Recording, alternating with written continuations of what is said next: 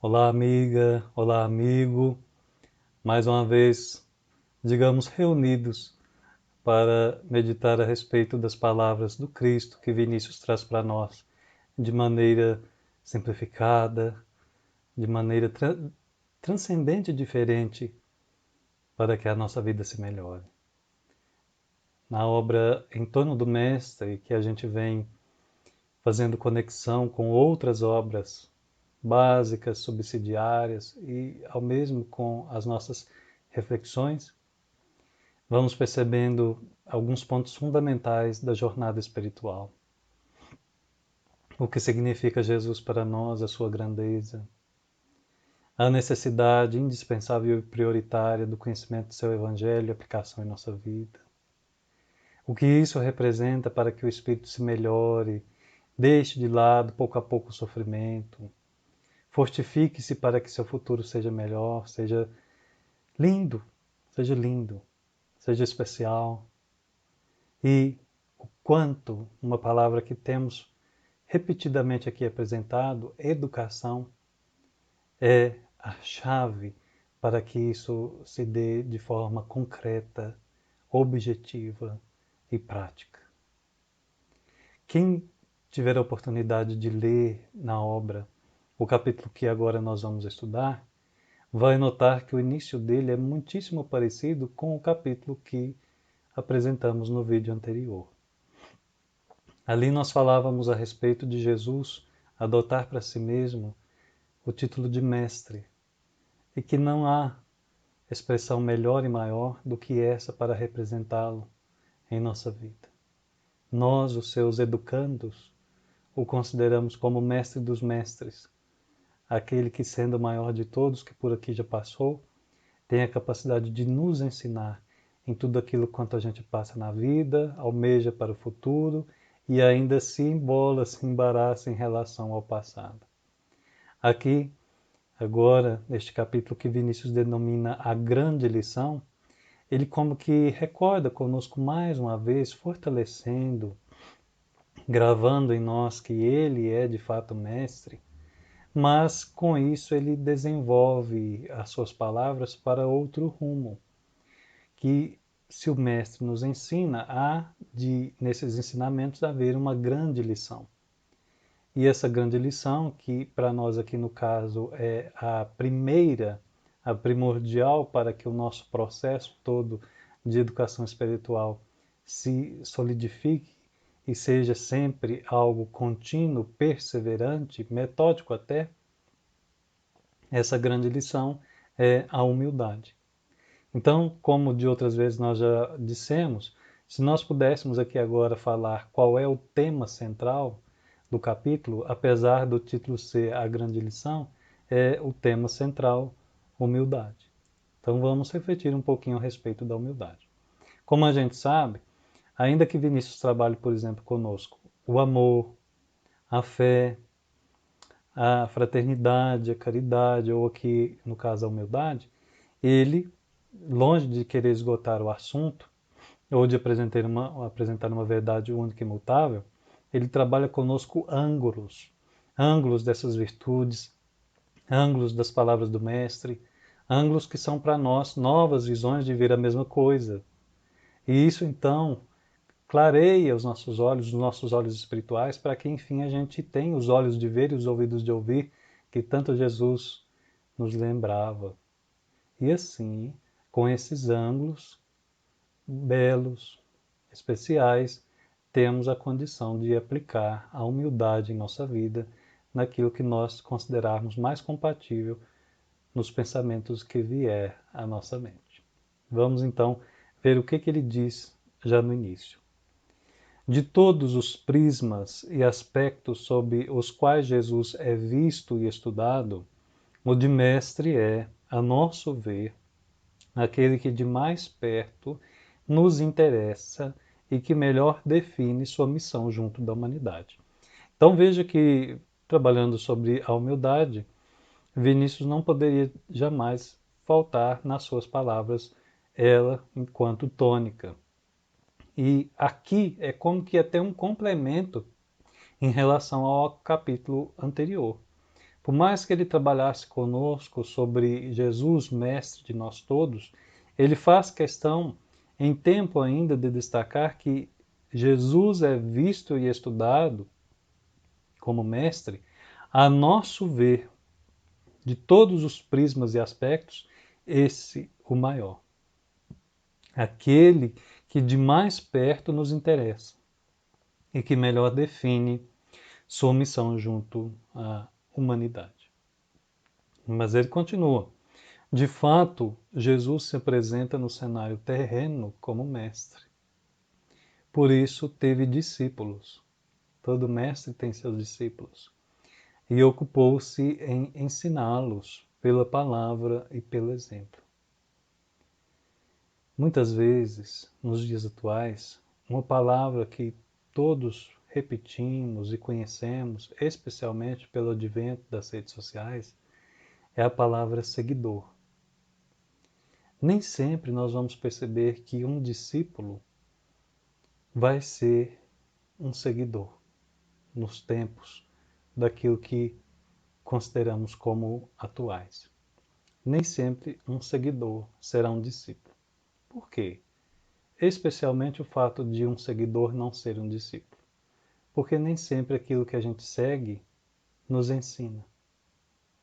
Nem sempre aquilo que nos ensina é de fato verdadeiro. Nos modifica, nos moraliza, nos transforma. É claro que dizer aqui moraliza é no sentido de desenvolver o moral, de nós nos tornarmos criaturas mais compreensíveis, mais entendidas do que é o bem e o mal.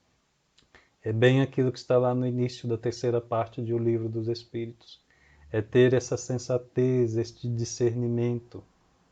É ter o espírito no clima da temperança, temperado mesmo, para que saiba, sim, nas ponderações das suas decisões, optar por aquilo que é o melhor. É a melhor parte de Maria. E nem sempre aqueles os quais seguimos nos apresentam a melhor parte. Talvez nos enganem com a melhor parte. Talvez nós nos enganemos pensando que é a melhor parte. Mas não é. Então, não faz do seguidor um discípulo. E não faz daquele que se diz discípulo um verdadeiro seguidor. Porque não está entendendo o que está repetindo. Porque não vê sentido naquilo que está replicando. Mas com Jesus é diferente. Ainda que muitos seguidores tenham ele tido ao longo dos últimos séculos, nem todos também foram seus discípulos. Mas todos aqueles que de fato mereceram os títulos de discípulo foram seus fiéis seguidores. E porque os foram, receberam muito daquilo que ele mesmo padeceu e sentiu nessa terra. Basta lembrar uma Teresa de Ávila, um Francisco de Assis, um Galileu Galilei e tantos outros que na esfera da filosofia, mas ali também ligados à religião preponderante na época, como um Giordano Bruno, todos padeceram porque apresentavam a verdade e pela verdade não eram compreendidos. Não tinham simplesmente o interesse em repetir, em imitar, mas tinham a necessidade de continuar educando, transmitindo, apresentando, ainda que desagradando aqueles que estavam ao seu redor, permanecessem fiéis àquilo que consideravam e percebiam com provas que eram a verdade. Como dizia Galileu, e no entanto, ela se move, e por se move, a Terra se move. E mesmo assim, por apresentar o básico, a verdade, o irrefutável, o inegável, foi condenado. Assim como Jesus um dia. É claro que na comparação aqui, ressalvadas as proporções, discípulos, mestre, que nós estamos apontando. Mas já ali, um apontamento do que é de fato o caminho, da autoeducação, da aproximação daquilo que se representa como verdade. Não há ensino assimilado sem sacrifício, sem esforço, sem suor.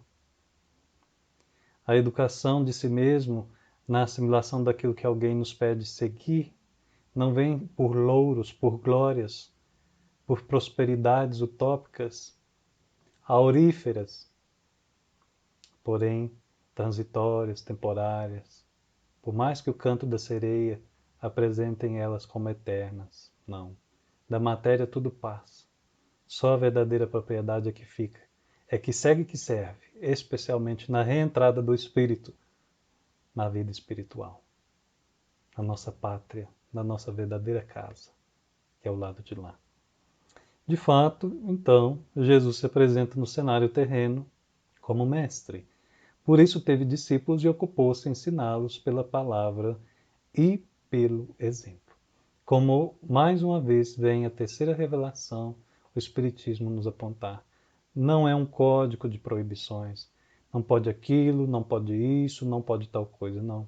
Mas é uma educação gradual do espírito, nos mostrando o que é conveniente, o que é necessário, o que é indispensável, o que é fundamental, para que a gente se compatibilize com as leis divinas. Não são leis que punem, não são leis que recompensam, mas são leis que, uma vez compreendidas, nos trazem, como o próprio livro dos Espíritos nos apresenta, a felicidade derivada naturalmente da sua assimilação, da sua aplicação nos nossos dias. E porque cada vez mais se aperfeiçoando, menos sofrimento, como nos apresenta o céu e o inferno, especialmente no Código Penal da vida futura. E quem não quer se tornar mais perfeito para menos sofredor e mais feliz? Não é uma mera receitinha de autoajuda que vem servir para nós todos do mesmo modo, mas é para nós todos a lição profunda, ou o caminho da lição profunda, para que então nos percebamos como espíritos imortais passando por um ciclo da nossa existência imortal, doravante eterna, que, jungidos, ligados à carne, determinadas situações que nós nos abracemos, fará com que o momento passe mais leve, mais suave, que a compreensão surja mais fácil, especialmente nos lances dolorosos da vida. E assim, esse auxílio que emana do alto, a nós de variadas formas, vai ser não só utilizado para que a gente vença aquele momento, como também se impregne daquele conhecimento, conhecimento que é sentido, que é vivido, que é entendido, que é refletido, para que no futuro, quando situações parecidas mais uma vez surgirem, nós saibamos como agir. Agir de maneira clara, agir de maneira educada. E mais, possamos transmitir a todos aqueles que caminharem conosco, como aqueles que, passando pelo aquilo que a gente está passando, já passaram e superaram, têm a condição de nos abraçarem e dizerem: olha, eu já passei por isso. Não é claro do mesmo jeitinho que você está passando. Não é no mesmo tempo, não é no mesmo espaço, mas é a situação. Então eu passei naquilo que você está passando e superei. Então deixa eu te ensinar. Deixa eu transmitir alguma coisa que possa ser útil a você. E é claro que nessa hora é hora do orgulho calar, do ego silenciar, para que a criatura aceite a ajuda e vai perceber então a beleza da verdadeira ajuda, do verdadeiro ensino, daquele que nos transmite mais do que uma lição, um bálsamo para que a gente siga se melhorando, se transformando. Segundo, diz Vinícius, suas categóricas afirmativas, em tal se resumia e se condensava a suprema razão de sua passagem por este orbe. Quer dizer, a lição de Jesus, passando por essa terra, era, pela sua palavra e pelo seu exemplo, fazer com que seus discípulos se tornassem parecidos com ele mesmo. Mas não pelos meros gestos exteriores, não por repetir faces, palavras, citações, lembrar momentos que ficaram nas Escrituras. Não, nada exterior, nada. Porque o reino dos céus não vem com aparências exteriores. O reino dos céus está dentro de nós. É sim, mas pela palavra gravada no nosso ser, naquilo que a gente sabe dizer o que ela significa, pelo exemplo que a gente sabe repetir, o motivo da sua repetição. Sim, neste ponto. Aqui, quando nós lemos pela primeira vez essa passagem, nós recordamos de uma historieta que o irmão X conta através da psicografia do Chico, no livro Contos desta e Outra Vida.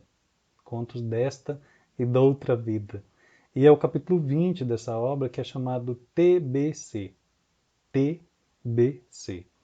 E aqui, meio que dando spoiler da história, é um espírito, que é o irmão X, que ele percebendo um trio de amigos, fica interessado a respeito de como eles fermentavam as suas conversas. De maneira positiva, no sentido aqui de fermentar, em fazer crescer aquilo que estavam dialogando, apresentando, expondo entre si. Meio que ele começa dizendo assim o capítulo: na condição de espírito, encantamo-nos com um certo grupinho de companheiros encarnados que frequentemente se reuniam discutindo elevados assuntos do espiritismo. Eram 3 amigos, Leandro, Jonas e Samuel. E quantos de nós muitas vezes fazemos ou fizemos parte desses grupinhos? E não será difícil para nós relembrarmos quantos grupinhos assim nós conhecemos, de 3 que se juntam e discutem elevados assuntos do Espiritismo. Isso é bom, isso é belo, isso é ótimo. E eles pareciam aqueles três apóstolos da grande causa. E no decorrer de 50 meses, irmão X voltou a visitá-los.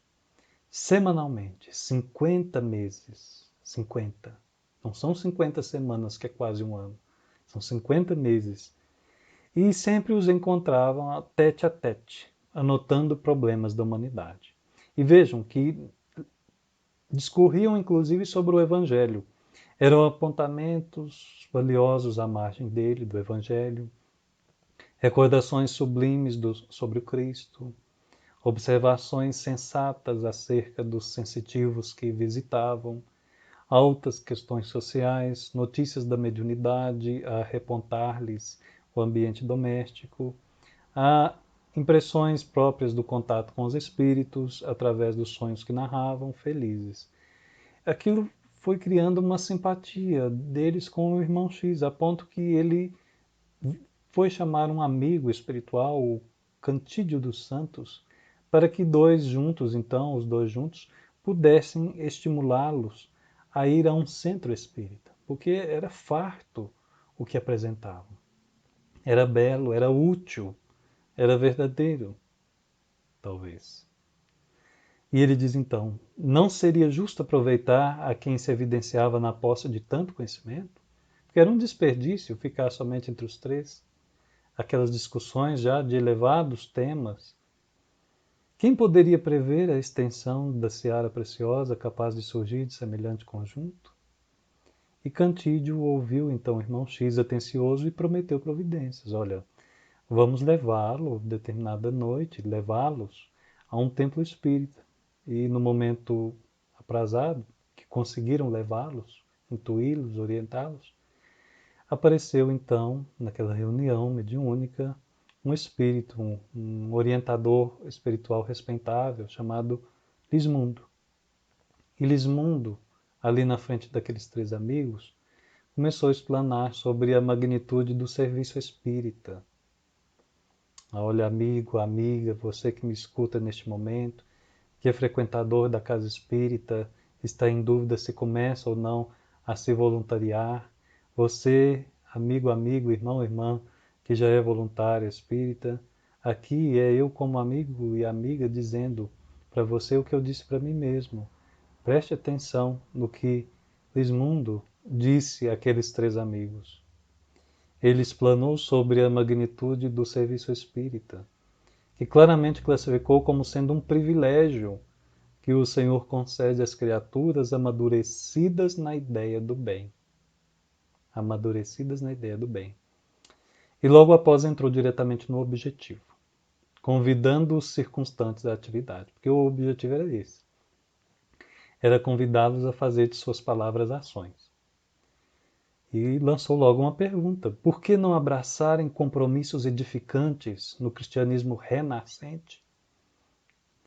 Acaso não se sentiam prestigiados pela verdade?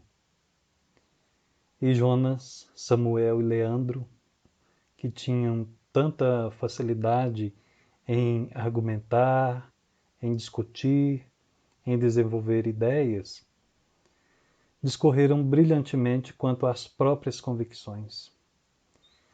Porque o instrutor lhes estimulasse a exposição dos pontos de vista, falaram longamente das leituras que haviam efetuado. Exaltaram os princípios de Allan Kardec, louvaram as páginas de Leon Denis, desfiaram as pesquisas de William Crookes, de Alexander Aksakov, analisaram as conclusões de Ernesto Bolzano, Gustave Gelei, com notável mestria. Mas ficar só lendo, onde iremos? Então, neste momento, aquele orientador fez o que Jesus nos convida. Propôs a eles locais, trabalhos dos mais variados, santuários espíritas de evangelização, devotamento mediúnico desse ou daquele teor, escolas diversas, hospitais, recolhimentos, creches, berçários, campanhas de benemerência. Tudo isso foi alinhado por ele a eles durante mais de 60 minutos. Imagine, mais de 60 minutos o orientador discorrendo ali vários locais e trabalhos para que a gente pudesse escolher um, talvez, para começar. Mas o trio, os três amigos, se mostrou irredutível. Alegaram falta de tempo, incompreensão do mundo, imperfeição da alma, perseguição dos espíritos das trevas, os impedimentos físicos e o martírio familiar. Os convites minuciosos e reiterados podiam ter sido aceitados, mas por imprudência não foram, e Lismundo então despediu-se.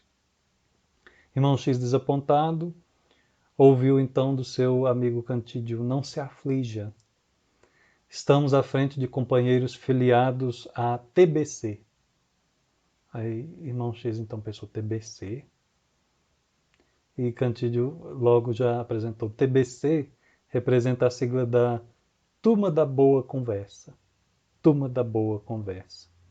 Quer dizer, não compreendiam ainda que o Cristo nos ensinou, sim, a falar daquilo que ele fez, daquilo que ele falou, mas mais ainda, a agir naquilo que ele nos convidou a funcionar em clima de atividade. Todo aquele que para no clima da fala somente estaciona.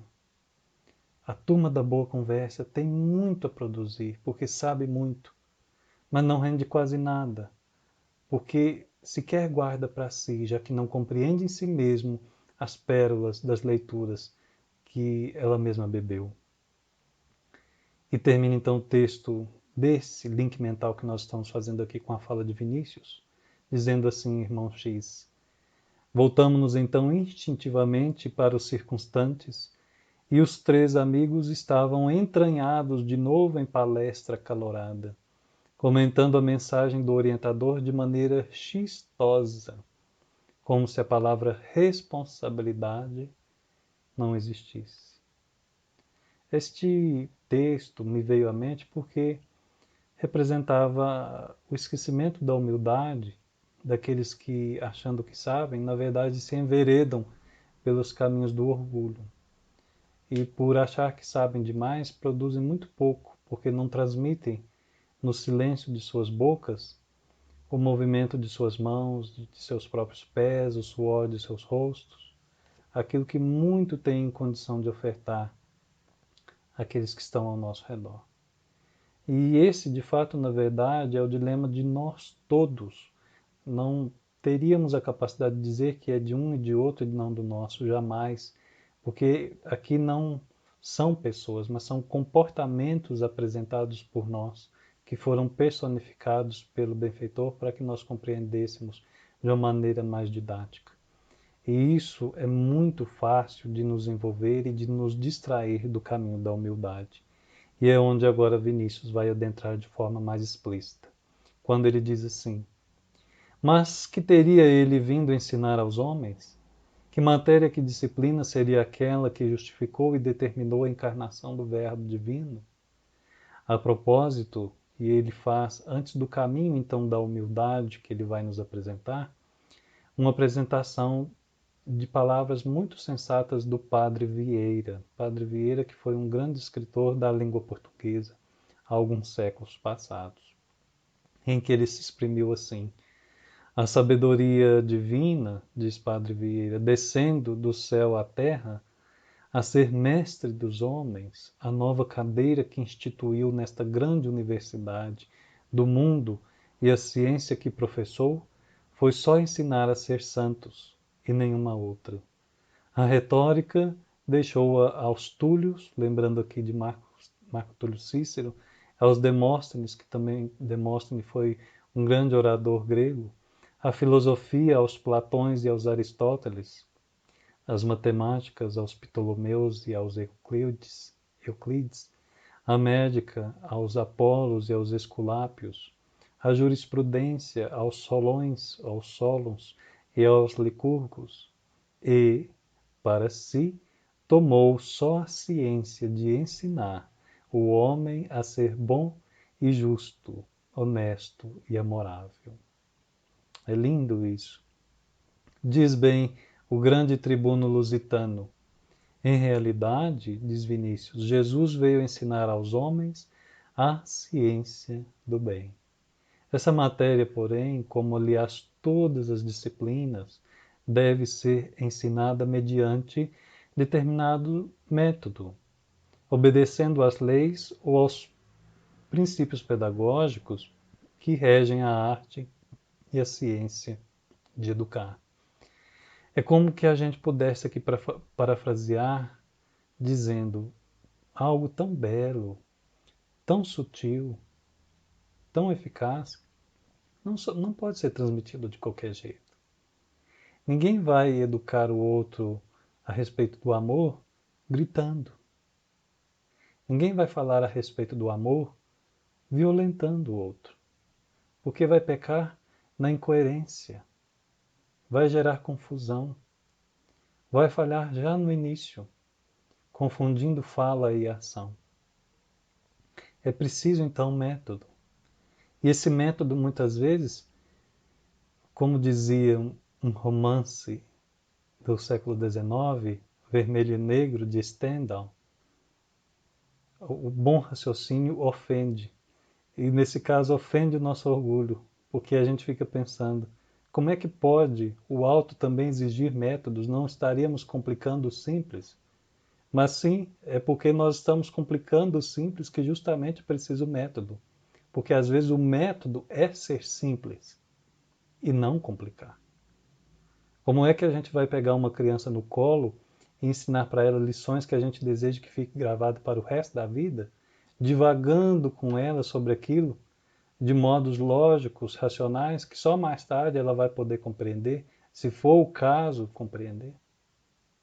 É assim então que a gente vai perceber que pessoas que nunca tiveram instrução escolar, que foram criadas talvez sequer com o convívio da urbanização, sempre no campo, em tempos que não haviam sequer energia elétrica no domicílio, foram almas inesquecíveis de exemplos morais.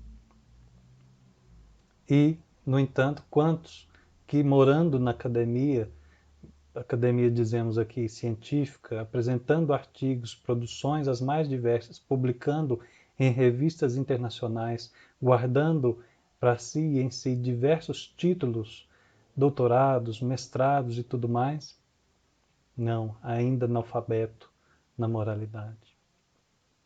E aí vamos percebendo que foram os métodos que por vezes não orientaram essas pessoas também no clima da educação moral. É onde ele começa então a nos ensinar a como iniciar este processo.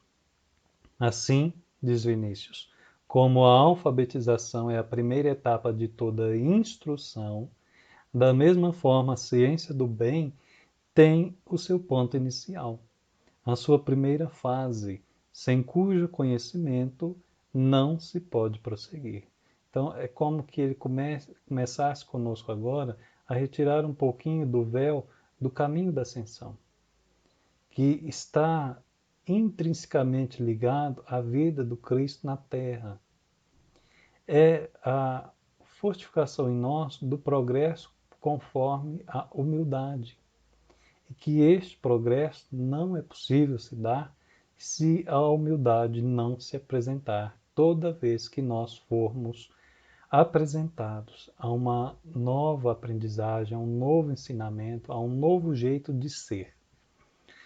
Lembrando aqui, jeito de ser, o jeito de se comportar, de agir, ainda de reagir, e com isso então todas as alterações mentais, emocionais, sentimentais que derivam disso e que a gente espera que vão se repetindo para que novos padrões se formem na criatura. Esse primeiro passo, diz Vinícius, chama-se humildade. É o núcleo do texto, é a alma deste capítulo que nós estamos abordando. E, como a gente vê aqui, ele aborda uma analogia muito poderosa, porque como não é possível ler sem ser alfabetizado, não se vive bem, não se progride espiritualmente sem humildade. Então parece até um clichê, mas é muito sério o que ele nos traz nas palavras simples de sua lavra. Porque se eu não leio porque não fui alfabetizado, se eu não progrido porque eu não tenho humildade, muitas vezes naquilo que acho que sei, que sou detentor de conhecimento em tal área, na verdade o que me cabe ali é mais pensamento, mais análise, mais crítica de se realmente eu possuo toda aquela segurança. Como diziam os antigos, desde o tempo da Grécia, troco tudo que sei pela metade do que não sei. Então, de certeza mesmo, em tudo quanto há, só o ignorante possui. Os demais, e esse comportamento nós não podemos jamais abraçar para nós, de certeza absoluta, sempre confiemos que a dúvida ainda prevalece como convite ao bom senso. Sempre o bom senso. E é por isso, diz Vinícius, que o Verbo Divino, ao baixar à terra, deu, desde logo com o seu nascimento, no estábulo de Belém, o mais frisante exemplo daquela virtude. Então, o primeiro exemplo que ele dá para nós nessa caminhada da humildade a ser meditada é o nascimento de Jesus na manjedoura. Manjedoura, bela palavra para chamar aquilo que aqui, pelo menos em Minas, nós chamamos no interior de coxo. O coxo dos animais, onde eles alimentam, comem ali a lavagem, a ração, os seus alimentos. O coxo. É nisso que Jesus foi colocado quando nasceu, num local em que os animais se alimentavam. Este foi o berço do Mestre, do nosso governador, desse irmão maior que nos ama, num amor que nós não temos palavras para definir, porque ainda nós estamos na caminhada de sentir esse amor. Mas ali estava já o início das lições da humildade, exemplo daquela virtude, exemplo. E mais tarde, iniciando suas predicações com o Sermão da Montanha. O ensinamento preliminar transmitido foi o seguinte: bem-aventurado os humildes de espírito, porque deles é o reino dos céus. Segue ainda Vinícius e segue Jesus com as suas pegadas, e aí nós vamos encontrá-lo admoestando seus discípulos, entre os quais havia surgido a ideia de supremacia. Então, uma vez que ele ensinou para nós, em todas as lições que a manjedoura representa, com ênfase aqui a humildade, e depois nas suas próprias palavras no Sermão da Montanha, agora vem ele em ato prático mostrar para nós que dentre os seus discípulos esta virtude estava sendo esquecida pela disputa, pela competição, por mensurar-nos uns com os outros, e ele então vem dizendo: em verdade vos digo que se não vos converterdes e não vos tornardes humildes como uma criança, não entrareis no reino dos céus. Sabeis que entre os gentios há príncipes e vassalos, e entre eles os grandes exercem autoridade sobre os pequenos. Não é assim entre vós, mas quem quiser tornar-se grande em vosso meio, será esse o que vos sirva, e quem quiser ser o primeiro, seja o servidor de todos, tal como o próprio Filho do Homem, que não veio para ser servido, mas para servir. Logo após, ele a destacar o mesmo ensino através desta tocante exclamação: Aprendei de mim, que sou manso e humilde de coração. Só assim achareis descanso para as vossas almas. É Vinícius relembrando o versículo 29 do capítulo 11 do Evangelho de Mateus. E se nós pudéssemos classificar aqui como uma escadinha que Vinícius nos aponta para um entendimento melhor do que representa a humildade em nós na assimilação dos ensinos do Mestre e na facilitação do progresso em nossa vida, consideraríamos esta fala: aprendei de mim, que sou manso e humilde de coração. Só assim achareis descanso para vossas almas. Consideraríamos aqui como o quarto degrau dessa escadinha. Mas um mestre que, além de ensinar, nos promete descanso, geralmente não é assim que funciona na Terra, porque aqui no mundo, quando se oferece algo a alguém, na condição de se melhorar, rapidamente aparecem exigências, cobranças, correções, retificações, como que até uma falta de paciência, sem perceber que a criatura ainda está engatinhando, está nem andando ainda para cair. Ela está se fortalecendo onde ela tem condição de se sustentar para que ela apresente a mensagem em forma de gesto naquilo que já escutou. Está muito recente ainda para ser cobrado, para ser exigido, para ser corrigido, mas é assim no mundo. É o padrão, infelizmente. Garantias. E Jesus não. Jesus não vem exigir garantias. Não vem ali ser o castigador. Se alguém vacilou, se alguém tropeçou. Não vem ele ser o que reprova. Não. E isso significa muito, porque ele, mesmo sabendo que nós vamos esquecer a sua mensagem, distorcê-la, confundi-la, distrairmos-nos daquilo que ela representa, ele ainda é o que diz: achareis descanso para as vossas almas. Ainda assim. Então a gente se recorda daquilo que está no Evangelho segundo o Espiritismo, psicografado em Harvard em 1863, quando o Espírito de Verdade diz: tomai, pois, por divisa estas duas palavras, devotamento e abnegação, e sereis fortes, porque elas resumem todos os deveres que a caridade e a humildade vos impõem. O sentimento do dever cumprido vos dará repouso.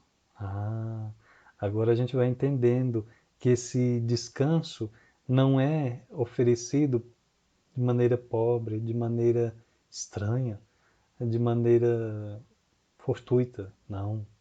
O sentimento do dever cumprido vos dará repouso ao espírito e resignação. O coração bate então melhor. A alma se serena e o corpo se forra aos desfalecimentos. Por isso que o corpo tanto menos forte se sente, quanto mais profundamente golpeado é o espírito. Quem diz? O Espírito de verdade. É Jesus. Vai seguindo Vinícius, percutindo na repisada tecla, encontramo-lo a urdir a parábola do fariseu e do publicano, ambos orando no templo. Então agora, como quinto degrau dessa escadinha da humildade, da assimilação da humildade, ele apresenta aquele momento em que está dito assim nas Escrituras, em que fariseu e publicano, ambos orando no templo, o primeiro, o fariseu, diz assim: meu Deus, graças te dou, porque não sou como os demais homens, que são ladrões, injustos, adúlteros, nem mesmo como aquele publicano, aquele ali do lado, também orando. Não, eu não sou como esse aqui, porque eu jejuo 2 vezes por semana e dou o dízimo de tudo quanto ganho, O publicano, porém, estando a alguma distância, não ousava nem mesmo levantar os olhos ao céu, mas batia no peito, dizendo: Ó Deus, sê propício a mim, pecador. Digo-vos que este desceu justificado, diz Jesus, depois de apresentar essas duas formas de prece. Que este, o publicano, desceu justificado para sua casa, e não aquele, o primeiro fariseu, que em vez de orar ficou falando do outro. Porque todo aquele que se exalta será humilhado, mas todo aquele que se humilha será exaltado. Isso é o capítulo 18 de Lucas, versículos 11 a 14. Hoje, depois de Carl Jung ter passado por essa terra, se nós pudéssemos utilizar da analogia dele, de sua psicologia profunda, nós diríamos que aquele fariseu estava passando pela inflatio, essa inflação do ego que fez com que ele se sentisse identificado com um arquétipo, talvez o sábio, o herói ou o próprio Deus, mas que é uma coisa que nada colabora quando a gente se sente assim, sem se perceber assim, porque nos atrapalha profundamente o nosso processo de autorrealização, aquilo que Jung chamava de individuação, mas aqui estendendo faz com que a gente perca a empatia pelos demais, ficamos resistentes a transformações, a aprendizados significativos. Vejam que aquele homem estava orando e mesmo conversando com Deus, ele não era humilde. Nele faltava a capacidade de reconhecer as próprias limitações, ou mesmo reconhecer a realidade. Ele estava vendo algo que não existia, estava fantasiando sobre si mesmo. E mais, falando do outro, esquecendo de si mesmo, projetando, confundindo-se, o que fez com que ele então se inflasse e se perdesse. Por isso Jesus diz: Digo-vos que este, o publicano, que era por todos condenado, desceu justificado, e o outro não. O outro ainda tinha muito pelo que aprender. Por isso, Emmanuel, no capítulo 95 do Pão Nosso, diz assim: Convenhamos que haverá sempre benefício nas aspirações elevadas do espírito humano quando sinceramente procura as vibrações de natureza divina. Todavia, necessitamos reconhecer que se há inúmeras mensagens substanciosas, edificantes e iluminadas na Terra, a maior e mais preciosa de todas, desde o princípio da organização planetária, é aquela da solidariedade fraternal, do amemo-nos uns aos outros. Essa é a recomendação primordial. E isso era aquilo que o fariseu se esquecia ao elevar sua mente a Deus. Faltava o fundamental, faltava o amor ao próximo e por isso mesmo esquecia-se de todo da humildade. Mas Vinícius entra conosco então nos últimos degraus para a conclusão, dizendo assim: insistindo ainda no mesmo ensinamento, vemos o Mestre, nas vésperas de seu sacrifício, prosternado diante dos discípulos na atitude de servo, lavando-lhes os pés e fazendo-lhes esta solene observação: Compreendeis o que vos tenho feito? Compreendeis o que vos tenho feito? E meditando e repetindo sobre esta expressão do Cristo ao lavar os pés dos discípulos, compreendeis o que vos tenho feito? Por estes motivos que a gente ainda fica sem entender, me veio a lembrança um livrinho, um livrão, que há alguns tempos eu li, de uma pessoa muito especial que passou por essa terra no século passado, que foi a doutora Elizabeth Kubler-Ross.